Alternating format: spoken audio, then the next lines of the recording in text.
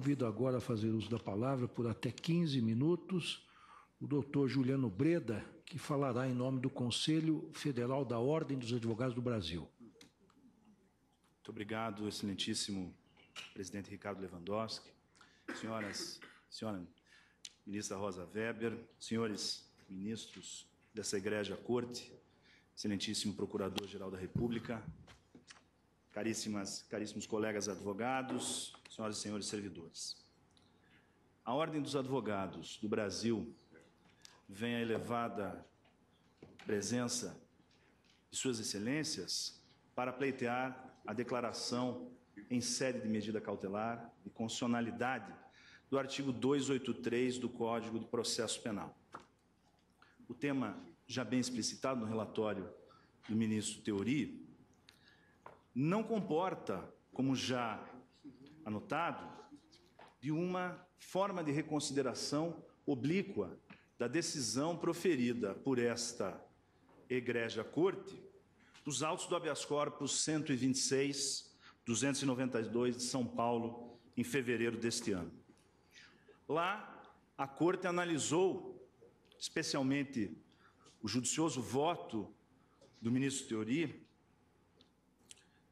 uma série de fundamentos, especialmente de direito comparado, mas efetivamente nenhuma menção fez Sua Excelência, ministro Theory Zavascki, às vedações, aos limites, ao alcance, à amplitude do artigo 283 do Código de Processo Penal, como forma de exigir que o cumprimento da sentença condenatória em nosso sistema jurídico só ocorra após o trânsito em julgado da condenação.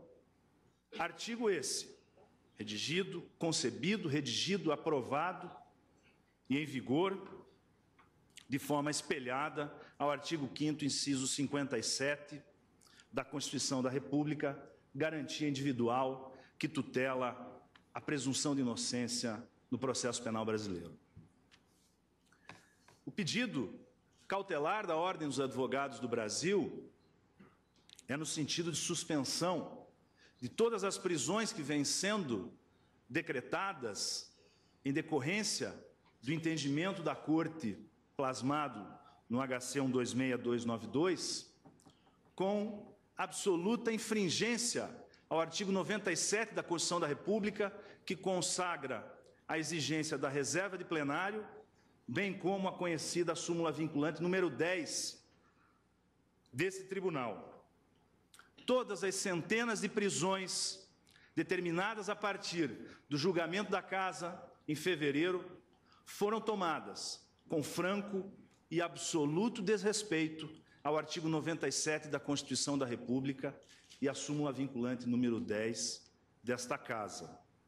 Porquanto, em nenhuma dessas prisões,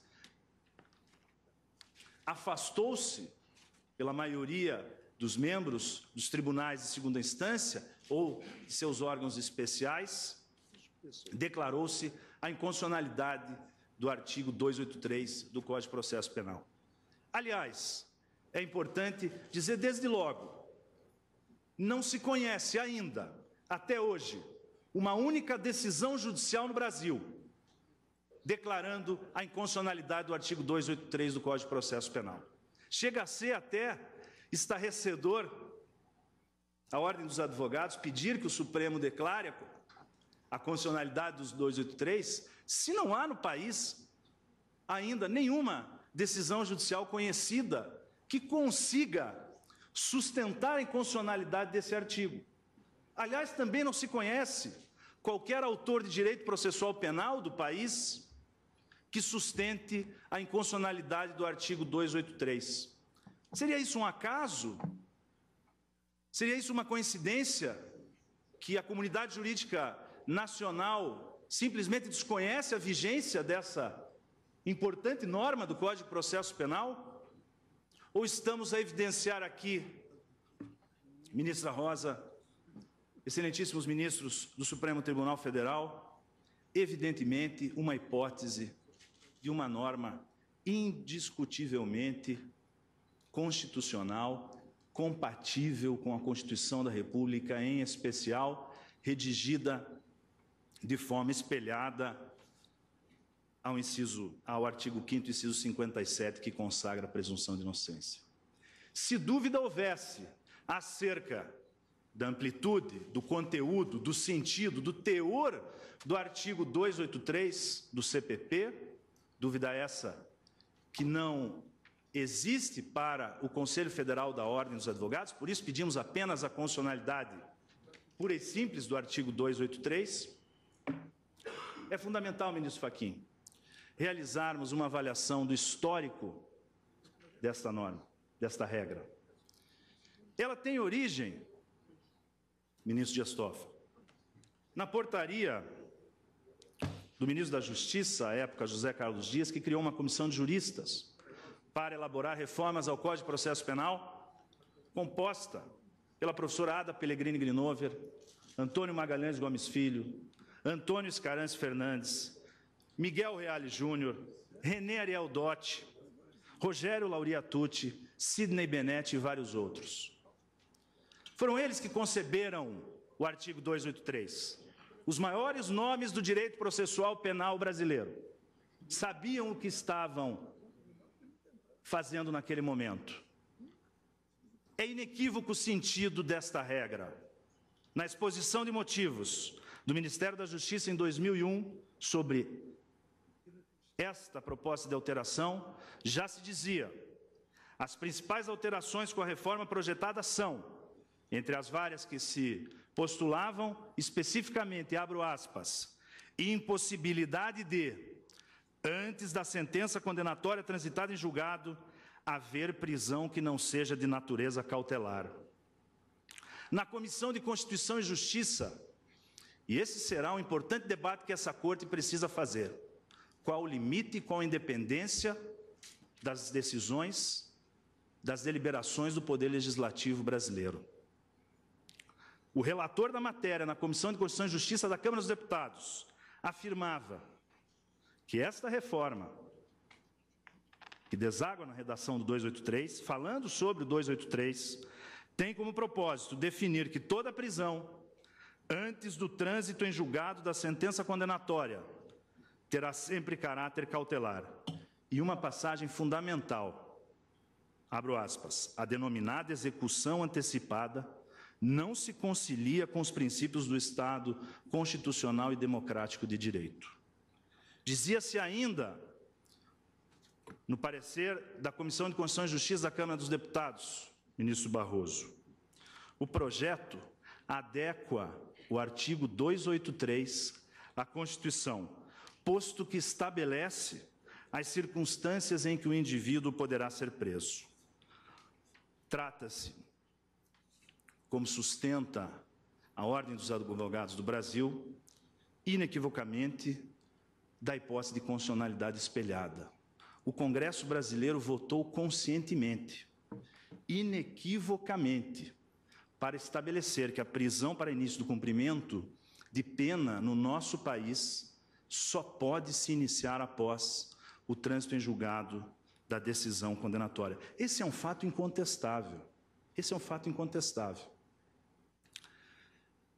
E o Congresso brasileiro, assim, agiu, influenciado também, é importante referir, por esta casa, já que no ano de 2009, no HC 84078 de Minas Gerais, relator ministro Eros Grau, concluiu-se pela impossibilidade de execução provisória da pena, antes do trânsito em julgado, como decorrência natural do princípio constitucional da presunção de inocência. O ministro Gilmar Mendes dizia naquele julgamento que a execução provisória da pena representaria, antes do trânsito em julgado, um grave atentado à dignidade da pessoa humana.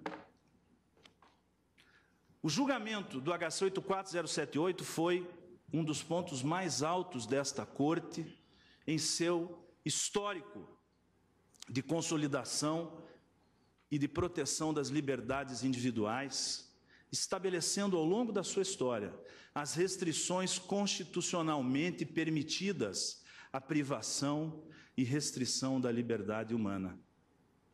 A história desta casa demonstra que o Supremo sempre decidiu a favor da liberdade humana, progressivamente ao longo de seus julgamentos. Sempre evoluiu no sentido da efetivação dos direitos e garantias fundamentais da pessoa acusada no processo penal. Nessa evolução histórica, faço referência, por se tratar de um documento importantíssimo que é fundamental, a meu sentir, nesse histórico da evolução hermenêutica do Supremo nesse campo, o voto de Sua Excelência, ministro Celso de Mello, no julgamento, ministro Celso, Vossa Excelência certamente se recordará, da medida cautelar na ação direta de inconstitucionalidade contra a prisão provisória. Ali o ministro Celso já, exatamente dentro dessa linha histórica, apontava para a necessidade de tutelar a liberdade individual contra restrições legais que não se justificavam diante da Constituição da República.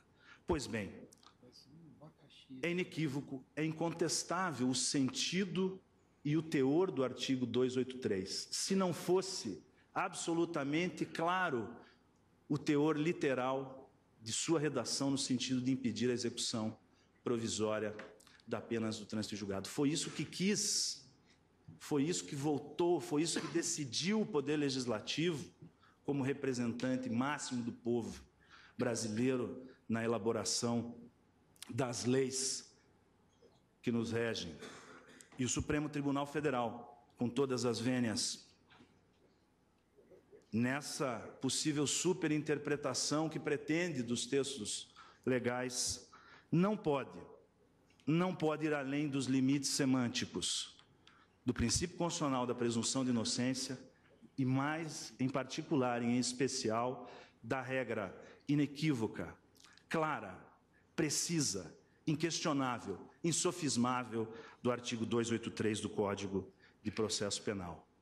O resultado da interpretação, o resultado final do trabalho hermenêutico não pode contrariar o sentido e o teor da norma, gerando como produto da interpretação do julgador um resultado que se revele diametralmente oposto à literalidade, ao sentido e ao conteúdo da regra. É essa a denúncia que geralmente faz o ministro Toffoli quando se diz preocupado com a principiolatria, em que não raras vezes o magistrado faz uso de valores com pouca ou nenhuma densidade concreta para subtrair, para retirar o conteúdo inequívoco da lei e substituir por uma convicção própria a partir de princípios e valores sem densidade concreta, reclamando muitas vezes para isso chavões conhecidos da hermenêutica moderna como razoabilidade e proporcionalidade. Pois bem, não havia, senhores ministros, qualquer resquício de dúvida a respeito dessa matéria ao longo dos últimos 7 anos, a partir da decisão do HC 84078, que se reforçou ainda mais a convicção da comunidade jurídica nacional com a aprovação do artigo 283 de 2011. Não por outra razão, um dos grandes críticos das chamadas 4 instâncias em matéria penal para o trânsito em julgado, o ex-presidente da Casa, César Peluso, fez o que o ministro César Peluso? Concebeu, e o senador Ricardo Ferraço transformou em proposta de emenda constitucional a criação de uma ação rescisória especial extraordinária para antecipar o trânsito em julgado para a segunda instância. Aliás, também o Ministério Público Federal, nas suas 10 medidas anticorrupção, propõe a alteração da Constituição da República para permitir a execução provisória da pena. Porque sabem os procuradores da República que o sistema jurídico brasileiro não permite a execução provisória da pena antes do trânsito em julgado, a não ser por via de emenda constitucional. Por essas razões é que a Ordem dos Advogados do Brasil espera que, cautelarmente, Vossas Excelências suspendam as prisões decretadas com violação ao artigo 97 e à cláusula de reserva de plenário, confirmando, senhor presidente, a constitucionalidade do artigo 283. Muito obrigado pela atenção. Agradeço a Vossa Excelência, doutor Juliano Breda.